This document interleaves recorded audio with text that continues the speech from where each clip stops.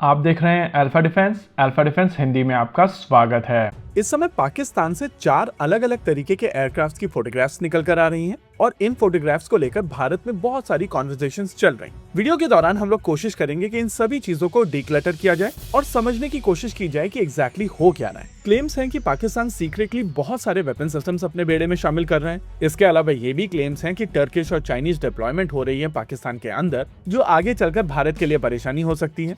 लेकिन अगर आप ज्यादा डिटेल में जाकर इन चीजों को स्टडी करेंगे तो आपको समझ में आएगा कि इसमें थोड़ी सच्चाई है और थोड़ी चीजें एग्जैजरेट की गई।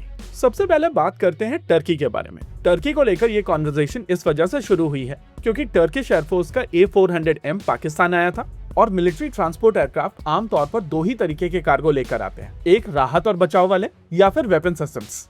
इस टर्किश कार्गो को लेकर इन्फॉर्मेशन हम लोगों के पास में पहले से ही थी और अगर आपको इसको डिटेल में समझना है तो आपको समय में थोड़ा पीछे जाना पड़ेगा। ऑपरेशन सिंदूर के दौरान भारतीय वायुसेना की तरफ से पाकिस्तान के 2 कमांड एंड कंट्रोल सेंटर्स उड़ाए गए थे और ये next generation mobile mission control centres Turkey की तरफ से पाकिस्तान को सप्लाई किए गए थे। नेचुरल था कि डिस्ट्रॉय करने के बाद में इनको रिप्लेनिश किया जाएगा और इस चीज को लेकर पिछले साल नवंबर में एक डील साइन हुई। माना जा रहा है कि ये डिलीवरी उसी से एसोसिएटेड है और इसी वजह से ये A400M पाकिस्तान आए। वही दूसरी ओर अगर चाइनीज डिप्लॉयमेंट की बात की जाए तो वो कंपैरेटिवली ज्यादा इंटरेस्टिंग है। चाइनीज एसेट्स की अगर बात की जाए तो आपको वहां पर J-16 एयरक्राफ्ट दिखाई दे रहे हैं जो पाकिस्तानी इन्वेंट्री में अभी तक नहीं है। ये एयरक्राफ्ट 2 इंजन के साथ में आते हैं और कंपैरेटिवली अगर इनको देखा जाए तो आप इनको भारतीय वायुसेना के Su-30 MKIs के साथ में कंपेयर कर सकते हैं। दूसरे एसेट की अगर बात की जाए तो वो है KJ-500। ये एक एयरबॉर्न अर्ली वार्निंग और कंट्रोल सिस्टम है जिसमें 360 डिग्री का कवरेज आता है। अब J-16 को लेकर किसी भी तरीके की कॉन्वर्सेशन नहीं चल रही है और पाकिस्तान आने वाले समय में J-16 अक्वायर नहीं करने वाला है। लेकिन KJ-500 की अगर बात की जाए तो आने वाले समय में 4 KJ-500 पाकिस्तान अपने बेड़े में शामिल करेगा।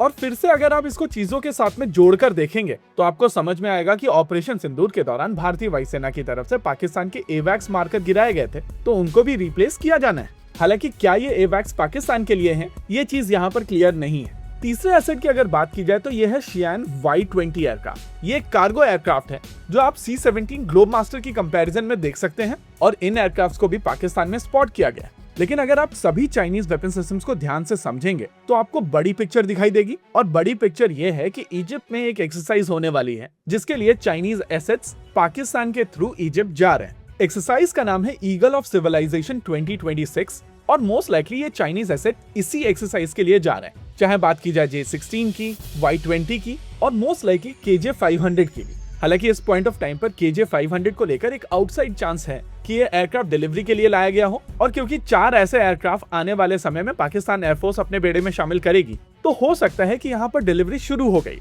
वैसे भी चाइनीज वेपन सिस्टम्स को लेकर डिलीवरी काफी तेजी से होती है और पाकिस्तान के लिए चाइना अपने बेड़े से सिस्टम्स निकाल कर दे सकता है। लेकिन अगर J-16 और Y-20 की बात की जाए तो उनकी यहाँ पर किसी भी तरीके की डिलीवरी नहीं हो रही है और कोई भी कॉन्वर्सेशन ऐसी नहीं है जहाँ पर यह एयरक्राफ्ट पाकिस्तान को डिलीवर करने की बात की गई हो। इन दोनों प्लेटफॉर्म्स को लेकर हम लोग यहाँ पर श्योर हैं कि ये इजिप्ट में होने वाली एक्सरसाइज के लिए आए हैं और इनका रूट कराची के थ्रू लिया गया है। वैसे बहुत सारे लोगों की तरफ से ये पॉइंट आउट किया जा रहा है कि पिछली बार जब चाइनीज एसेट्स इसी तरीके की एक्सरसाइज के लिए मूव कर रहे थे तो उनका हॉल्ट दुबई में हुआ था। लेकिन हम सभी को यहाँ पर एक चीज समझनी पड़ेगी कि इस समय UAE की सिचुएशन ठीक नहीं है।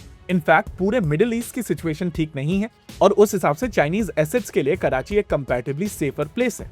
ऐसे में ये चीज क्लियर हो जाती है कि टर्की की तरफ से जो डिलीवरी की गई है वो वेपन सिस्टम से, लेकिन चाइना की तरफ से किसी भी तरीके की डिलीवरी नहीं की जा रही है बल्कि वो अपनी एक एक्सरसाइज के लिए जा रहे हैं जिसके बीच में उन्होंने कराची में एक हॉल्ट लिया है। होप चीजें यहाँ पर क्लियर हुई होंगी। इसी के साथ आज के इस वीडियो में रखते हैं केवल इतना ही। वीडियो को अंत तक देखने के लिए धन्यवाद। देखते रहिए अल्फा डिफेंस। जय हिंद।